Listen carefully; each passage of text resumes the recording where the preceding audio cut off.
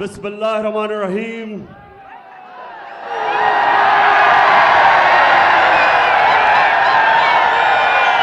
इय्याका नअबुदु व इय्याका नस्तईन।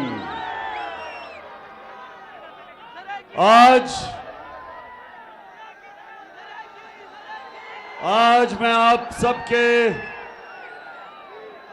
सामने खड़ा हूं, वो कौम जिसने मुझे पहली दफा इलेक्शन जिताई थी, मियां वाली। ये एहसान कभी मैं भूल नहीं सकता। जो आपने मुझे इज्जत दी और हमेशा दी, इंशाअल्लाह मैं अपने मियां वाली की भी पूरी तरह खिदमत करूंगा और अपनी कौम की भी खिदमत करूंगा इंशाअल्लाह। मैं सबसे पहले अताउल्लाह ईसा खेलवी, मैं आज कमर मशानी में खड़े होके अपनी सारी कौम के सामने आपको आज खिराद तहसीन पेश करता हूं।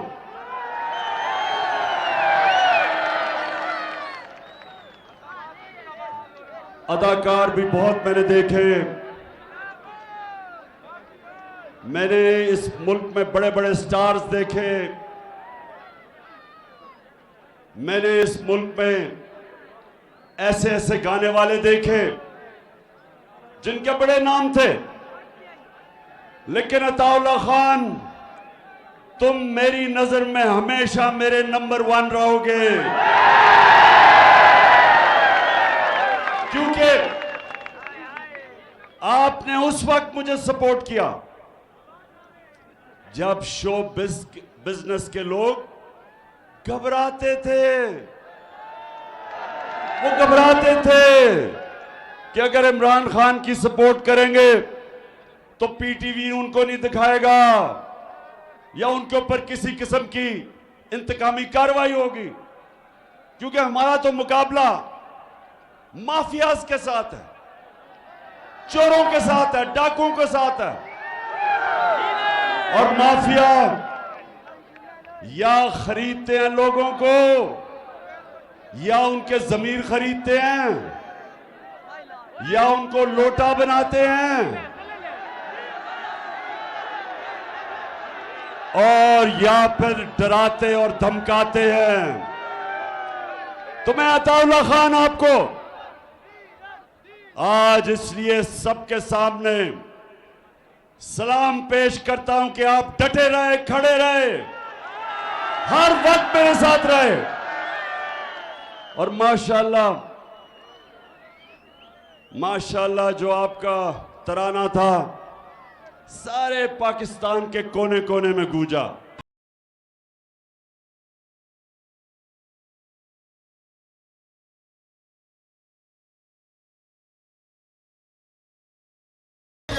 अच्छा मियां वाली, कमर मशानी, पहले तो मुझे ये बताओ, गर्मी तो नहीं लग रही? माशाअल्लाह माशाअल्लाह। कोई भी आजकल की गर्मी में दोपहर के 3 बजे इतनी तादाद में जलसे में नहीं कोई रहा था। मैं आपको भी आज सलाम पेश करता हूं सबको। अच्छा, मैं आज आपके पास इसलिए आया हूं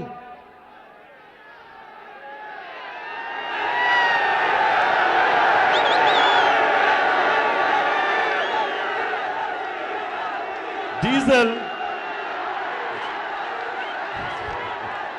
मैं आपके पास इसलिए आज आया हूं, मैं आप सबको तैयार कर रहा हूं मेरी हकीकी आजादी की जहाद के लिए।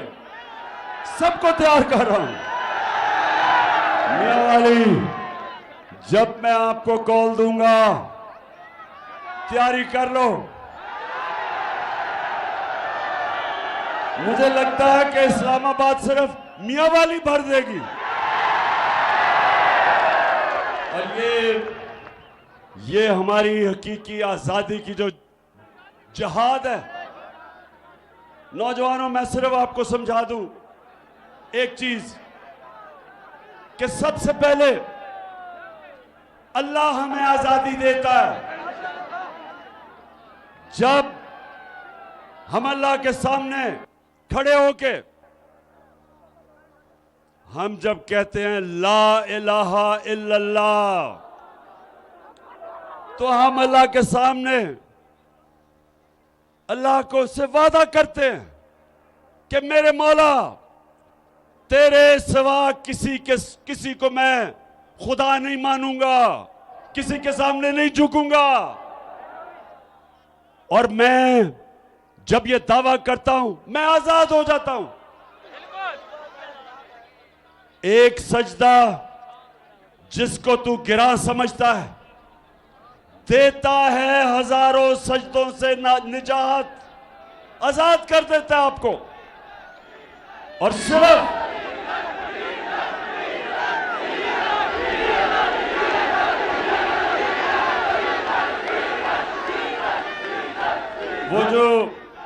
वो जो आप बात कर रहे हैं, वो एक डीजल के परमिट के सामने झुक जाता है।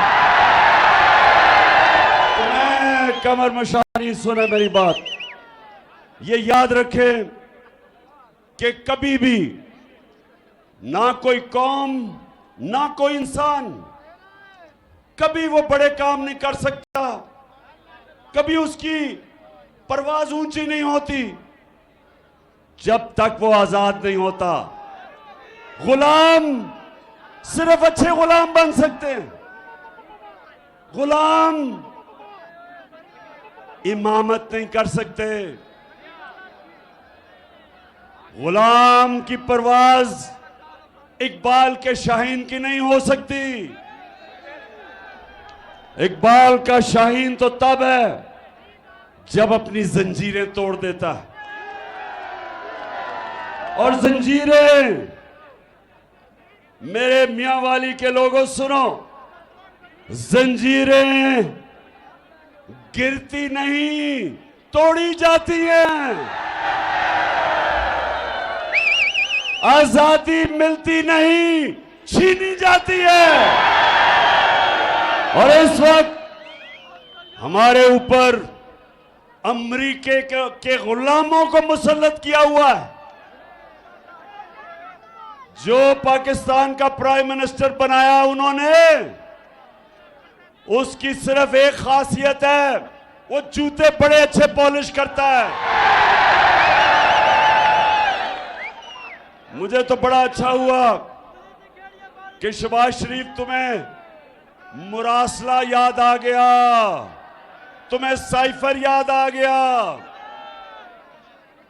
अब तो ये बड़ा अच्छा हुआ तुमने कहा इंक्वायरी करोगे। ये तो मैं 6 महीने से कह रहा हूं इंक्वायरी करो। हमने तो चीफ जस्टिस को मुरासला सिर्फ इसलिए भिजवाया कि चीफ जस्टिस साहब इंक्वायरी करें। मुल्क के ऊपर साजिश, बैरूनी साजिश के तहत हमारी हुकूमत को गिराया गया और वो मुरासले में वाज़ेह लिखा हुआ है। कमर मशानी मुरासला आपको पता क्या कहता था? हमारे एम्बेसडर को अमेरिका में,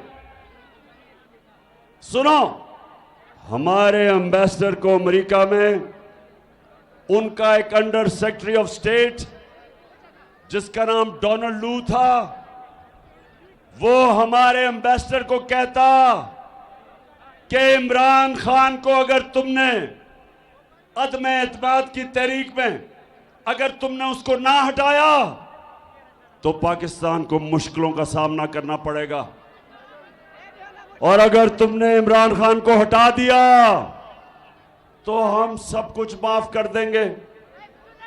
अब जब इमरान खान को हटाना था तो किसने आना था? चेरी ब्लॉसम शहबाज शरीफ ने आना था। तो साजिश का तो यह हिस्सा था।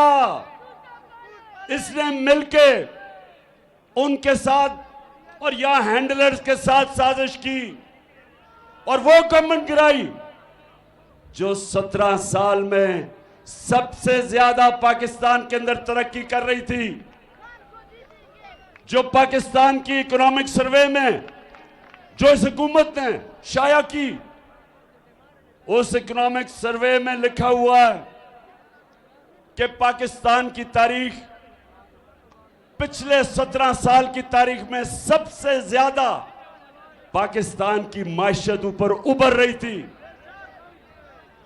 5.7 और 6% 2 सालों में, ये 17 साल के बाद हमारी मायशत भी ऊपर जा रही थी। जो यही नून लीग, यही इसाक डार दिवालिया निकाल के छोड़ के गए थे, हमने वो उठा दी थी। रोजगार, वर्ल्ड बैंक कहता है कि सारे बर्रे सगीर में सबसे बेहतर रोजगार पाकिस्तान में मिल रहा था। किसान खुश था। 4 फसलों में सबसे ज्यादा पैदावार हमारे जमाने में आखिरी 2 साल में हुई। किसानों को पैसा सबसे ज्यादा हमारे दौर में मिला। हमारे दौर में सबसे ज्यादा एक्सपोर्ट्स पाकिस्तान की तारीख में, टैक्स सबसे ज्यादा हमने इकट्ठा किया और हमने कीमतें कंट्रोल की हुई थी। हमारे दौर में कमर मुशानी, हमारे दौर में पेट्रोल और डीजल 150 रुपए लीटर पे था। बिजली 16 रुपए यूनिट पे थी। आज वो 250 रुपए पे डीजल है लीटर। बिजली, जरा किसानों से पूछे ट्यूबवेल के ऊपर बिजली उनको कितना बिल आ रहा है। आप लोगों से पूछें कि जब बिजली का बिल आता है तो लोग पूछते हैं कि क्या हम खाने पे पैसा खर्च करें, स्कूल के बच्चों की फीस पे, पेट्रोल पे, डीजल पे। ये आम लोगों के हालात हैं आज ये हाल है लोगों का कि लोगों को पास ये नहीं समझ आ रही कि जो आटा हमारे दौर में 1 किलो आटा 55 रुपए का था, आज 100 रुपए से ऊपर चला गया। 4-5 महीने के अंदर इन्होंने इस मुल्क का दिवालिया निकाल दिया, महंगाई के रिकॉर्ड तोड़ दिए। और ये जो लोग हमारे ऊपर मुसल्लत किए, इन्होंने सिर्फ एक काम किया कि अपने करप्शन के केसेस खत्म कर रहे हैं। तो कमर मशानी, आजादी क्या होती है? आजादी 2 चीजें। एक कि कौम अपने मुल्क के अपने फैसले करती है, अपने लोगों के मफादात के लिए। कौम आजाद होती है अपने फैसले करने के लिए। जब हम गुलाम थे अंग्रेजों के नीचे तो 2 जंगें हुई, पहली जंग अजीम और दूसरी जंग अजीम। हिंदुस्तान से लोग गए, हुक्म मिला कि यहां से लोग जाओ और अंग्रेजों की जंगों में लड़ो। लाखों लोग यहां के उन जंगों के अंदर मारे गए। हमें किसी ने नहीं पूछा था गुलामों से कि हम चाहते हैं अंग्रेज की जंग में शामिल होना या नहीं, क्योंकि हम गुलाम थे। लेकिन अफसोस से कहना पड़ता है कि जब अमेरिका की जंग थी, वॉर ऑन टेरर, तब भी किसी ने पाकिस्तानियों से नहीं पूछा कि क्या हम इसमें शामिल होना चाहते या नहीं, क्योंकि हुक्मरान गुलाम थे। हमें उन जंग में ले गए, 80,000 पाकिस्तानियों की कुर्बानी दी। जंग उनकी। अमेरिका के अंदर 9/11 में सिर्फ 3,000 से कम लोग मारे गए और हम उनकी जंग में शामिल होके 80,000 पाकिस्तानी मारा गया, क्योंकि हम गुलाम थे। हमने अपने मुल्क के मफादात के लिए फैसले नहीं किए। हमने अपने जिनकी हमारे हुक्मरान गुलामी कर रहे थे, उनके हुक्म के ऊपर फैसले किए। 400 ड्रोन अटैक हुए हमारे मुल्क पे। 400 ड्रोन जिनकी जंग लड़ रहे थे वो इधर ही बमबारी कर रहे थे। हजारों पाकिस्तानी बेकसूर मारे गए क्योंकि हम गुलाम थे, हम आजाद फैसले नहीं करते थे। 35 लाख लोग कबायली इलाके से बेघर हुए, 35 लाख लोग नकल मकानी की कबायली इलाके से। अरबों डॉलर का मुल्क को नुकसान हुआ। किसी ने पूछा कि हमें कौन इस जंग में लेके गया था? आज भी हमारे फौजी कुर्बानियां दे रहे हैं। आज भी वजीरिस्तान में और अफगानिस्तान के बॉर्डर के साथ आज भी हर दूसरे दिन हमारा कोई फौजी शहीद होता है उस जंग की वजह से। किसी ने पूछा, क्या मेरी कौम से किसी ने पूछा था क्या मैं इस जंग में जाना चाहिए?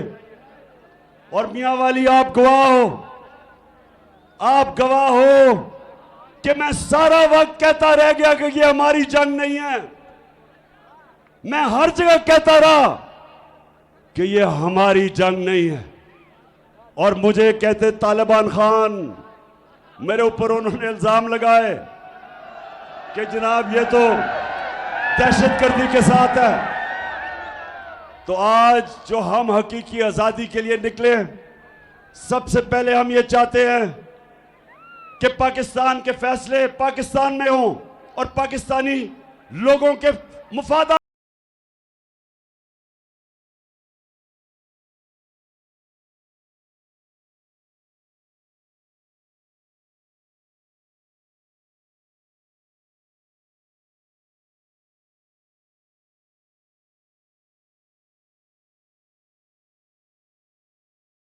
सुने आप, दूसरी चीज, अब जरा गौर से सुने, दूसरी चीज, इस मुल्क में हमें जो हकीकी आजादी के लिए लड़ रहे हैं, इंसाफ चाहिए।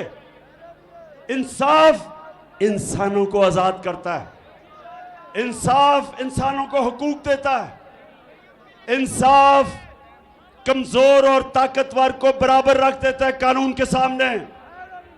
और ये जो तमाशा हो रहा है, ये जो चोर ऊपर मुसल्लत है, कमर मशानी, मेरी गौर से बात सुनो, अगर ये रह गए हमारे ऊपर, ये मुल्क का और आपका कोई मुस्तकबिल नहीं है।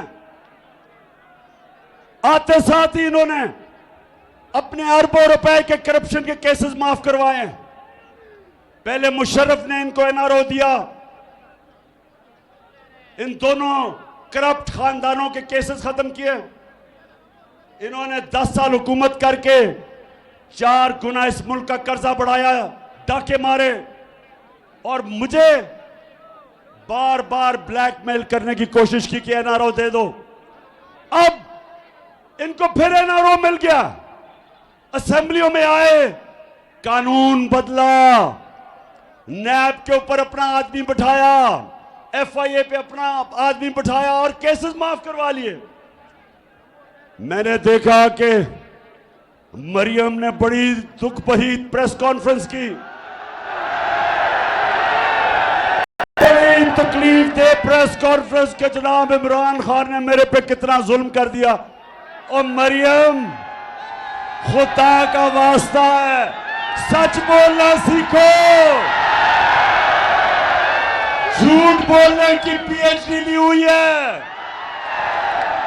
तुम्हारे ऊपर केस इमरान खान ने नहीं किया था बीबी, आप पकड़ी गई थी, इंटरनेशनल इंकशाफ हुआ था, पैनामा पेपर्स का इंटरनेशनल इंकशाफ हुआ, बड़े वजीर आजम पकड़े गए, वजीर पकड़े गए दुनिया में। उसमें एक इसका भी नाम आ गया कि लंदन के महंगे तरीन इलाके के अंदर अरबों रुपए के 4 बड़े बड़े महलात मरियम के नाम पे थे। झूठ बोलती रही कि मेरे नहीं थे। पैनामा में इंकशाफ हो गया, सिर्फ हुसैन का सुना, हुसैन का नहीं। अच्छा, झूठ बोलती रही कि मेरे कोई फ्लैट नहीं है, मेरी लंदन तो छोड़े पाकिस्तान में भी नहीं है। तो जब इंकशाफ हुआ तो भाई क्या कह रहा है? 4 महंगे फ्लैट। सुनो जरा, मैं इस बात को तस्लीम करता हूँ कि अल्हम्दुलिल्लाह पाक मीन के ऊपर जो अपार्टमेंट्स हैं वो अल्हम्दुलिल्लाह हमारे हैं। मैं इस बात को तस्लीम करता हूँ कि उनको ऑफशोर कंपनीज नेस्कॉल लिमिटेड और नीलसन लिमिटेड जो है उनको ओन करती हैं। और मैं आपको ये भी अर्ज करता हूँ उनको होल्ड कर रही है इस वक्त मरियम नवाज शरीफ, मेरी हमशीरा। सुन लिया। और मरियम, ये मैंने नहीं कहा, ये तुम्हारा भाई कह रहा है कि तुम्हारे 4 बड़े बड़े फ्लैट हैं। तो जनाब पकड़ी उधर गई।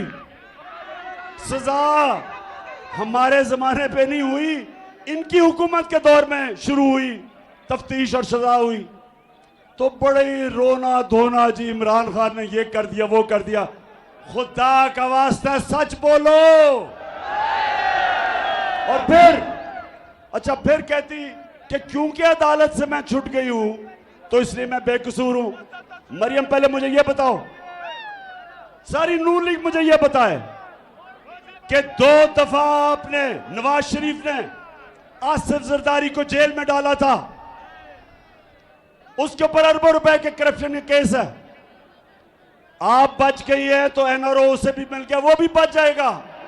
अब सवाल मेरा यह है कि क्या वो बेकसूर है क्योंकि वो बच जाएगा?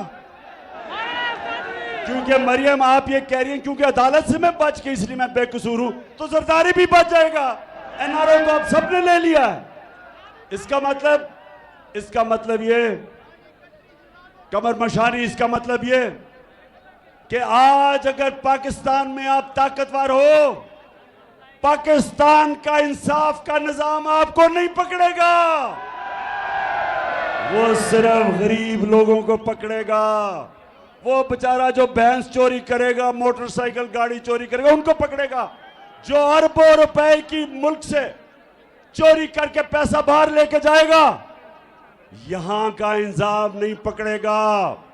और इसलिए मैं आप सबको कह रहा हूं कि हमारी आगे तबाही इसलिए कि मेरे नबी सल्लल्लाहु अलैहि वसल्लम, और इंशाअल्लाह परसों हम बड़े शान और शौकत से 12 रबीउल अव्वल बनाएंगे। मेरे नबी सल्लल्लाहु अलैहि वसल्लम की शान में हम सेलिब्रेट करेंगे। उन्होंने कहा था कि वो कौमें जो छोटे चोरों को पकड़ में जेलों में डालती हैं और बड़े डाकुओं को नहीं पकड़ सकती, वो तबाह हो जाती है। आज अगर आप सारी दुनिया में देखें, जो भी मुल्क गरीब है, जिधर गुर्बत है, उन सारी कौमों के अंदर एक चीज है कि वो सिर्फ छोटे चोरों को जेलों में डालती हैं और बड़े डाकू दंदनाते फिरते हैं, जिस तरह आज पाकिस्तान में फिर रहे हैं। इसलिए मेरे पाकिस्तानियों, मैंने फैसला किया कि मैं अपनी जान की कुर्बानी दूंगा अपने मुल्क की आजादी के लिए। बड़े हमें डराते हैं जी, जेलों में डाल देंगे, हर दूसरे दिन जी फलाने को जेल में डाल देंगे या इमरान खान को जेलों में डालने। हमें जेलों में डालने से ना डराओ। अभी तो मैं जेल भरो तहरीक शुरू करने लगा हूं।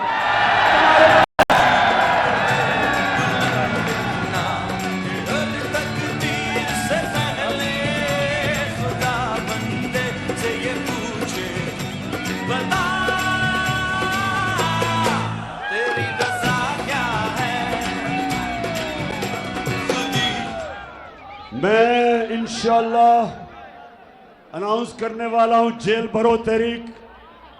हमने, तुम्हारे पास जेलों में तो 70,000 लोग आते हैं, यहां लाखों लोग तैयार हैं जेलों में डालने के लिए।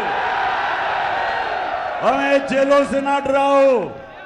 एक और इन्होंने गेम किए, मरियम जिससे सच बोला ही नहीं जाता, उसकी दूसरी जो उसकी खिदमत गुजार, उसके साथ साथ उसकी चेली है दूसरी मरियम, और जावेद लतीफ, इन्होंने कहा कि इमरान खान ने तौहीन मजहब की है और इन्होंने पूरा टीवी के ऊपर प्रोग्राम किया कि इमरान खान ने तौहीन मजहब किया। इसके पीछे गेम क्या है? इसके पीछे गेम ये है, और 4 वो बंद कमरों में लोग बैठे हैं जिन्होंने फैसला किया मुझे मरवाने का, वो इसके पीछे हैं। इन्होंने फैसला किया कि जी कहेंगे तौहीन मजहब किया, और उसके बाद अगर मुझे किसी ने कत्ल किया तो कहेंगे जी कोई मजहबी जुनूनी ने कर दिया क्योंकि इसने तौहीन मजहब किया। कोई ये कान खोल के सुन लो, मैंने अपनी सारी कौम एक टेप बना के रखी हुई है। जिस वक्त मुझे कुछ हुआ वो टेप आ जाएगी, रिलीज होगी, और वो 4 लोगों के नाम सारी कौम के सामने आएंगे जिन्होंने बंद कमरों में ये फैसला किया, ताकि मैं तो आखिरत में मानने वाला हूं। अल्लाह के हाथ में जिंदगी मौत है। जब भी वो कहेगा हम तैयार हैं, जब भी बुलावा देगा, लेकिन वो 4 लोगों को मेरी कौम माफ नहीं करेगी। अच्छा, तो अब सब तैयारी कर लो। मैं अब सुने मैं करने क्या लगा हूं। ये समझ रहे हैं इनका प्लान बना हुआ है, जिस तरह इन्होंने 25 मई को हमारे ऊपर जुल्म किया। राना सनाउल्लाह और शहबाज शरीफ सुन लो, तुम जो भी तैयारी कर रहे हो, कप्तान उससे ज्यादा बेहतर तैयारी कर रहा है।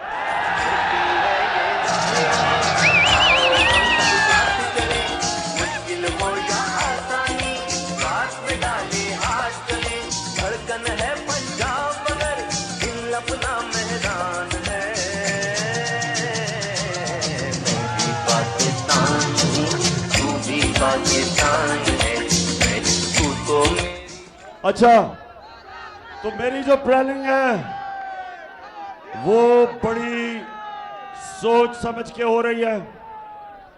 उसमें इस्लामाबाद के ऊपर मार्च तो उसका एक हिस्सा है, बाकी भी कप्तान ऐसी प्लानिंग कर रहा है जो पाकिस्तान की तारीख में कभी किसी ने नहीं की।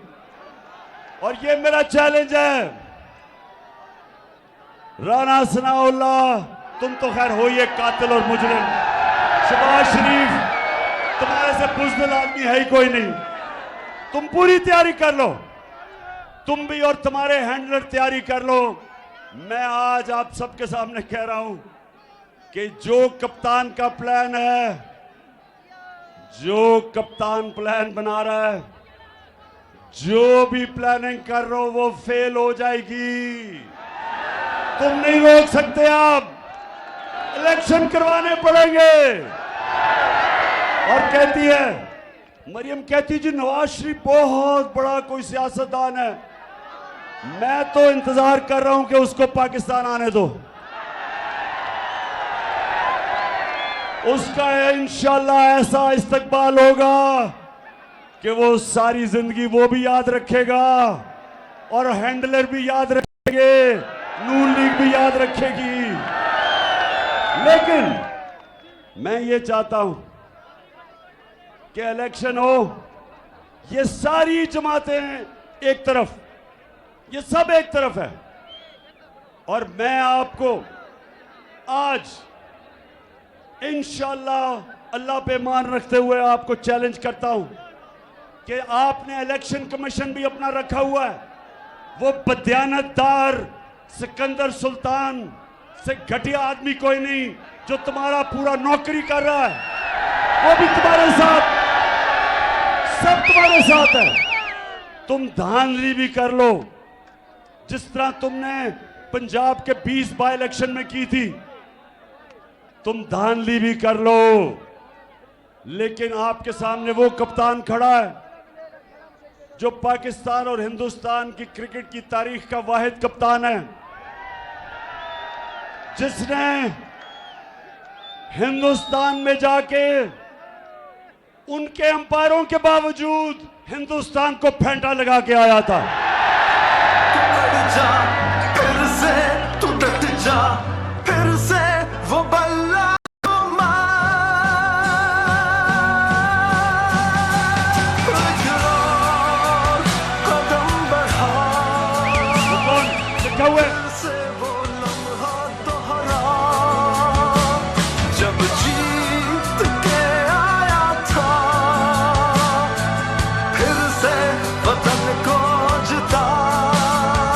शमिया वाली, इन्होंने एक और गेम शुरू किया। मैं आज सारी कौम के सामने बताना चाहता हूं। इन्होंने वो डीप फेक वीडियो चला रहे, इन्होंने क्या किया है कि बेचारे हर तरह मार खाते जा रहे हैं। अब इन्होंने फेक वीडियोस बनाई हैं, फेक ऑडियोज बनाई हैं। ऑडियो तो खैर जो शहबाज शरीफ की बाहर आई है प्राइम मिनिस्टर हाउस की, ये तो एक मुल्क के लिए तफ्तीश सारे मुल्क के लिए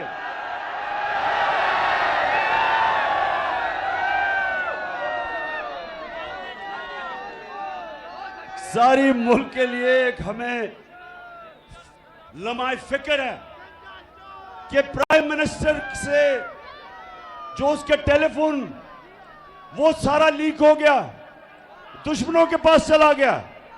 मैं अपनी इंटेलिजेंस एजेंसी से आज पूछता हूं कि जनाब आपका काम है, ये आपका काम है प्राइम मिनिस्टर ऑफिस को सिक्योर करना।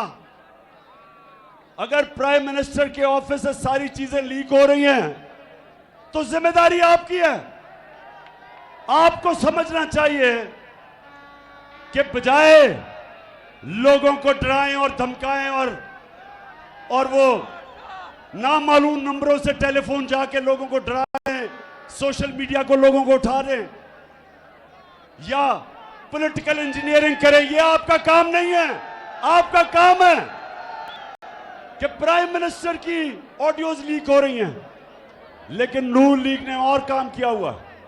इन्होंने फेक वीडियोस बनाई हुई हैं। इसकी जो माहिर थी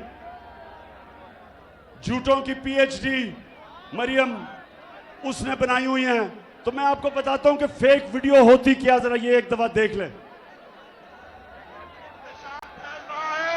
नवाज शरीफ से पूछो, जिसने पाकिस्तान को तमाशा बना के रख दिया है दुनिया में। बोलो, मैं सच कह रहा हूं ना? मेरी बात सुनो भाई, मेरी भी ऑफशोर कंपनी मौजूद थी और वो पैसा कहां से आया भाई, कहां से आया? नवाज शरीफ, तुम दूसरों पे तोहमतें लगाते हो। नवाज शरीफ, तुम सबसे बड़े करप्ट आदमी हो, करप्ट। और लोग जानते हैं, लोग जानते हैं नवाज शरीफ अस्पताल का पैसा तुमने जुए में लगाया। और नहीं मियां नहीं, इमरान, ये पैसा जो है, ये कंपनी जो है, ये तुम्हारी नहीं है, मेरी है, तेरी नहीं है। फैसला आप दे दो फैसला। सुनो फैसला, सुनो। इमरान के खिलाफ 1 रुपए की करप्शन का कोई सबूत मिला? ब्रिटिश वर्जिन आइलैंड से भी कह दिया है कि नवाज शरीफ ने करप्शन की है। नीचे नवाज शरीफ जवाब देना पड़ेगा। हम करप्ट हैं, हम हर मामले में करप्ट हैं। नवाज शरीफ किससे कहानियां आप जानते हैं कि नहीं जानते? बस मैं ये आपको बता रहा हूं, इसको कहते हैं डीप फेक, कि नवाज शरीफ खुद ही कह रहा है मैं करप्ट हूं। तो अब ऐसी वीडियोस निकलाती हैं, तो ये नून लीग की खासियत है। मैं नून लीग को आज बताना चाह रहा था कि ये कोई मुश्किल काम नहीं है डीप फेक वीडियो बनाना आजकल। ये हम आप कहें तो हम सबके ऊपर आपके निकाल देंगे। अच्छा जी, आखिर में मैं आप सारा कमर मशानी, आपने मेरे साथ अब एक हल्फ लेना है।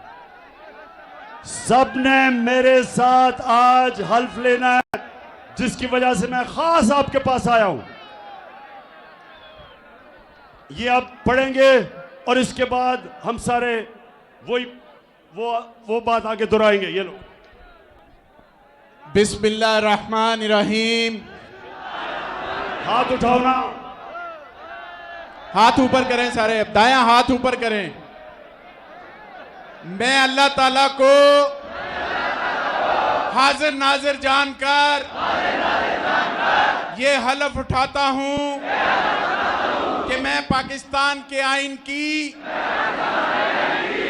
पासदारी करूंगा और हकीकी आजादी के लिए हमेशा इमरान खान के शाना बेशाना खड़ा रहूंगा उस वक्त तक जब तक के हकीकी मायनों में इस मुल्क को आजाद नहीं करवा लेते। अल्लाह ताला हम सबका हामियो नासिर हो, आमीन। अब ये सब समझो, आपने अल्लाह के सामने हल्फ लिया, हाथ खड़ा करके बताओ तैयार हो। इंशाअल्लाह पाकिस्तान जिंदाबाद।